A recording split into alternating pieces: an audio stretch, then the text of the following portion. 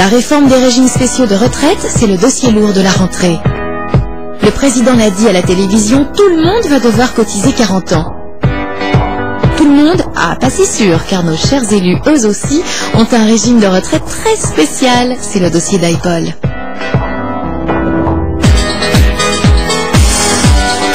On est allé voir Sauvegarde Retraite, une association qui milite pour la réforme et l'égalité des citoyens face à la retraite. Bon alors, Marie-Laure, expliquez-nous, le régime de retraite des élus, il est vraiment si spécial? Jacques Chirac, en tant que président de la République, ancien président de la République, pardon, il touche une retraite de 5 250 €. Il a droit également à une retraite par mois.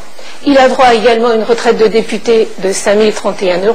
Magistrat à la Cour des comptes, cela lui donne droit à une retraite de 3 500 €, toujours par mois. Conseiller général et maire de Paris, ce qui lui permet de lui faire octroyer une retraite de 5 000 € par mois. On arrive à un chiffre de 18 800 €. Et en plus, en tant que président de la République, il est membre de droit du Conseil constitutionnel, ce qui lui donne droit à 12 000 € en plus. On arrive donc à 30 800 € par mois. Ce qui est choquant, c'est l'empilement de toutes les retraites, parce que ce sont que des régimes spéciaux. On est en train de dire que les régimes spéciaux, il faut les réformer. Et là, non seulement ils ne sont pas réformés, mais ils sont empilés.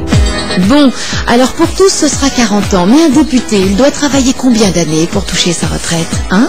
En ce qui concerne la députation, les députés ont cela d'extraordinaire, c'est qu'ils font un mandat de 5 ans, un seul, et ils ont droit, à partir de l'âge de 60 ans, à une retraite mensuelle de 1 548 € par mois. Donc c'est quand même incroyablement énorme par rapport au montant cotisé, sachant que cette retraite de 1 548 € par mois, ça représente la retraite moyenne de quelqu'un du privé qui aura travaillé 40 ans. 1 500 € pour 5 ans, 3 000 € pour 10 ans, etc., etc., 4 500 pour 15 ans. Donc là, il a été député longtemps.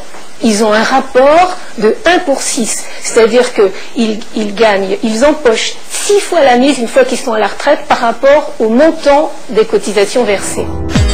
Pour aller plus loin, on a eu envie de se lancer dans le calcul de la future retraite de notre Premier ministre et également de notre président. Du côté de M. Sarkozy, ça donnerait environ ça.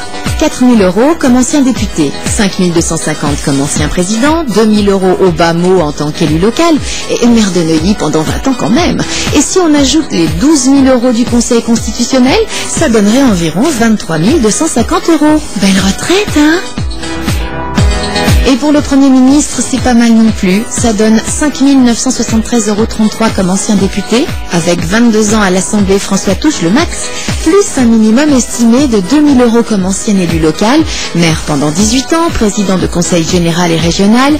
Au total, une retraite estimée à près de 8 000 €. Et même en brut, c'est pas mal, hein? Voilà, à vos calculettes pour affiner ces estimations. Nous, on ouvre le débat, régime des retraites, cumul des mandats. Ne serait-il pas temps de lancer la grande réforme du statut des élus? Pour participer, rendez-vous sur aipol.fr.